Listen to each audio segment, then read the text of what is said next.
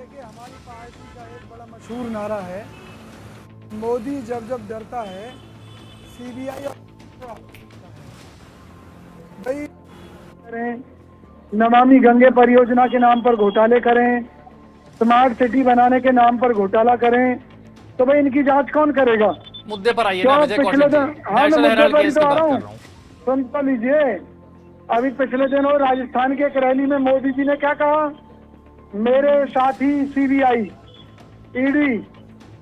तो भाई सैया भय कोतवाल तो डर अरे विजय जाएगा। कौशिक जी, ये सब दलीलें अदालत में थोड़ी ना चलती हैं। अब अदालत में जाके ये बोलेंगे क्या?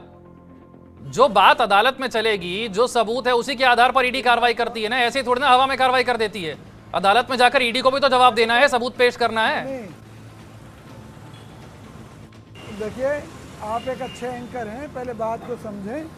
अगर आप अदालत, देश का संविधान, जब तक कोर्ट किसी को दोषी करार ना दे दे तब तक आप उसे दोषी नहीं कह सकते। और मोदी जी तो पहले दिन छाती पीट रहे हैं कि जी सोनिया गांधी जी ने ये कर दिया, राहुल जी ने ये कर दिया। अरे भाई, एक संस्था नॉन प्रॉफिटेबल ऑर्गेनाइजेशन है, जितनी संपत्तियां हैं मौके पर मौजूद हैं। घोटाला कहाँ हो गया? घोटाला वो होता है कि अगर एजीएल का पैसा, यंग इंडिया का पैसा राहुल गांधी जी अपनी जेब में रख कर ले गए होते कहीं, सब वही है। लेकिन ये वही ईडी है जो पहले अपनी जांच में कुछ नहीं निकाल पाती, बाद में मोदी सरकार के दबाव में जांच के नाम पर देश भर में कांग्रेस को बदनाम करने का जो अभियान भाजपा ने छेड़ रखा है, इसे पूरा देश समझ चुका है। चुनाव सिर पर है, 5 राज्यों में भाजपा पूरी तरह हारने जा रही है। उसकी जेब मिटाने के लिए, कांग्रेस को बदनाम करने के लिए, राजस्थान चुनाव में लाभ लेने के लिए मोदी सरकार ये नौटंकी कर रही है और इससे कुछ हासिल होने वाला नहीं है। चलिए ठीक है, आप कह रहे हैं नौटंकी हो रही है, मैं बाकी लोग ऐसी नौबत ही क्यों आती है? देखिए, मेरी बात समझिए।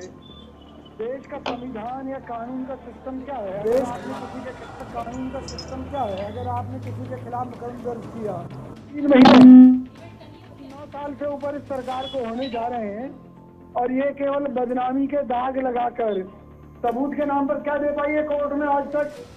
भाई अगर राहुल गांधी जी गलत है,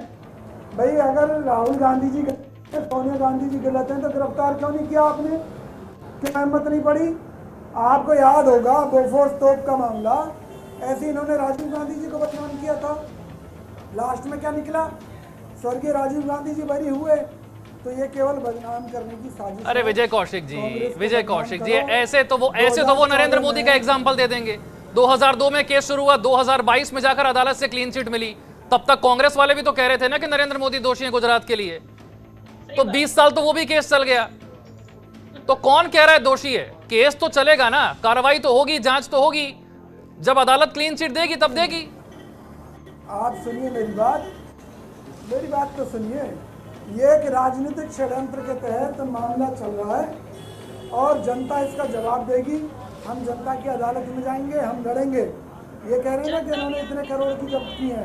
जब ये खरीदी गई थी प्रॉपर्टी, तब इनकी कीमत घोटाला जब आपने किया था, एक एक करके देवजानी जी, एक आवाज नहीं आएगी देवजानी मित्रा आवाज नहीं आएगी। अभी विजय कौशिक बोल रहे हैं, उनकी बात हो जाए पूरी, आता हूँ। भाई आप उस समय की कीमत बताओ कि कांग्रेस सरकार या कांग्रेस इस संस्थान है, नेशनल हेराल्ड की संस्थान है, जिस समय प्रॉपर्टीज खरीदी उस समय क्या कीमत थी? आप आज की मार्केट वैल्यू बता रहे हो। और फिर क्या किसी प्रॉपर्टी को बेचकर गांधी परिवार ने उसका पैसा अपनी जेब में रख लिया है? एक नॉन प्रॉफिटेबल ऑर्गेनाइजेशन है, देश को आज भी समर्पित है। परेशानी क्या है? परेशानी केवल ये है कि मोदी जी लगातार चुनाव हार रहे हैं। कर्नाटक के बाद में मध्य प्रदेश हार रहे हैं, राजस्थान हार रहे हैं, छत्तीसगढ़ हार रहे हैं, तो बौखलाए हुए हैं। मिजोरम में जो उनका साथी, मुझे एक छोटा सा ब्रेक। वही बात एसएन सिंह साहब ने भी कही कि भाई आप तो संविधान मानते, तो क्या संविधान में लिखा है कि चुनाव चल रहा हो तो कार्रवाई ना करे? क्या चुनाव आयोग की नियमावली में लिखा है कि चुनाव चल रहा हो तो ईडी कार्रवाई ना करे? और अगर इतना ही है तो बरी हो जाएंगे, इंतजार कर लीजिए, घबराने की तो कोई बात ही नहीं है। विजय कौशिक, अब मेरी बात सुन लीजिए। इन चोरों से हम नहीं घबराते। क्यों? क्योंकि हमें इनका पूरा चाल चरित्र चेहरा मालूम है।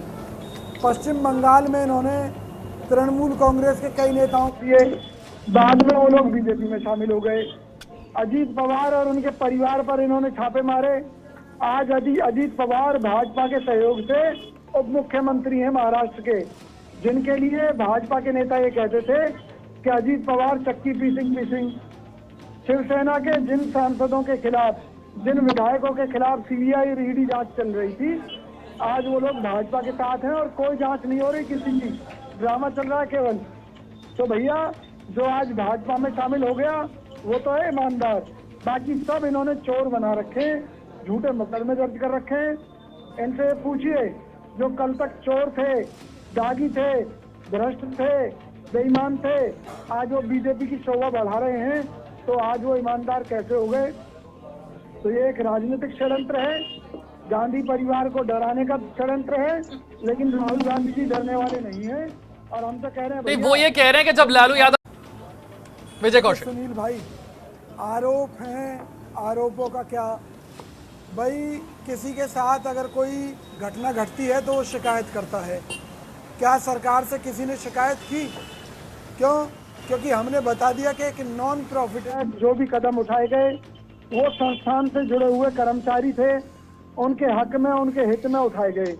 उनको निश्चित तौर पर उन परिवारों को फायदा दिया गया। एक संस्था बंद होने के कगार पर थी, हजारों परिवारों का जीवन संकट में था, गांधी परिवार ने एक कदम आगे बढ़ाकर उनकी मदद की।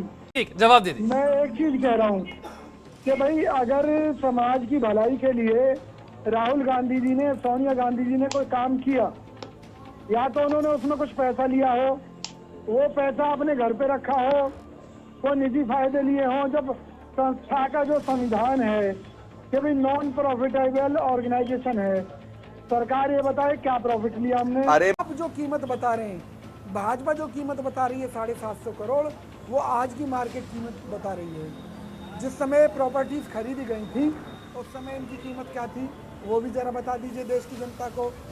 भाई मैं तो एक चीज़ कह रहा हूँ, आप गांधी परिवार को फांसी लगा दो, गांधी परिवार फांसी पर चढ़ने के लिए तैयार है, उन्हें दोषी साबित कीजिए आप। 9.5 साल हो गए, कौन सी जांच कर रही है बीजेपी? फ्रॉड जांच है, झूठे मामले हैं, गांधी परिवार बेकसूर है, निर्दोष है। जो किया देश की भलाई के लिए किया, जो किया समाज की भलाई के लिए किया, जो किया नेशनल। देखो ये सब जलेबी